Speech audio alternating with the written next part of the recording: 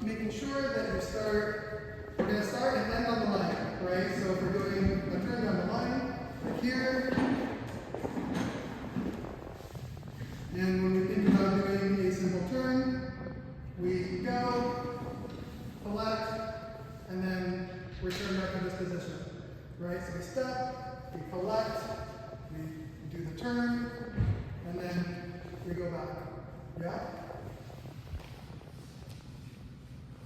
It's something you can practice over and over at home, and just remembering that when we do our turns, that we're not trying to like turn past ourselves. It's more about turning like underneath yourself, which will help with the balance and help you feel more stable, and that the energy is like going downwards instead of kind of like up here. Yes. So we're just kind of like we're turning underneath ourselves. Yes. My heel isn't coming super high off the floor. It's just like a little bit. It's enough. And I'm like she was saying, I'm thinking more about going down than about going up.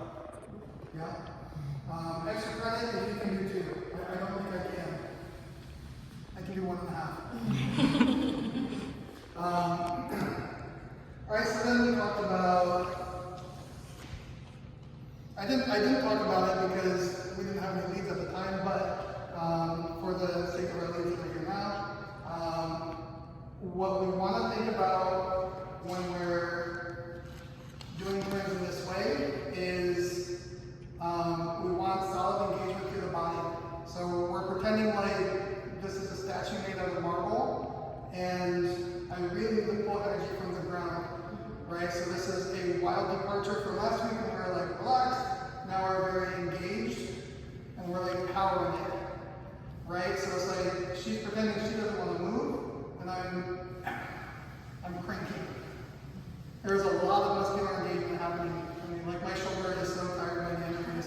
As a follow, it's a little, so this is kind of like what it looked like in practice, where we were talking about it's kind of like staying stuck as a unit. So when I'm being led through the turn, I'm not thinking of like, oh, let me like help, right? I'm thinking of like, I'm staying stacked, I have my frame engaged, making sure that my arm is not collapsing into itself, that I'm trying to keep myself nice and stable and framed up, and then that, yeah, it can be more easily moved. Alright, then we took a field trip over to the bar. This is the first ever recap where you have to really great. If you have something like this at home and you can try this, I'm putting my feet like underneath the bar, and just to get the feeling of it, we talked about going back to the chest, where it's like if I let go, I fall. Instead of going with the chest, I'm actually going with the hips. Alright, so I really want to get that feeling of what it's like to go back with the hips. The way this looks with the person, perfect.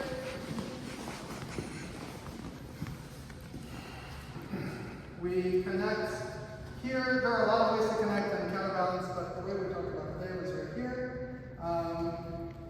We don't want to go back like this. Instead, we're going back like this. Alright?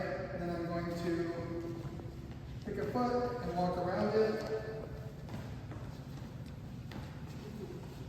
Like so. And as a follow, I'm trying to say, I'm staying relatively relaxed in my upper body, because once I start to frame up, it's kind of like it creates a little bit of a disconnect and will kill the momentum. So I'm really thinking, so it's like very relaxed up top here, and then my hips are just, it's almost like I'm like, kind of like just hanging out here.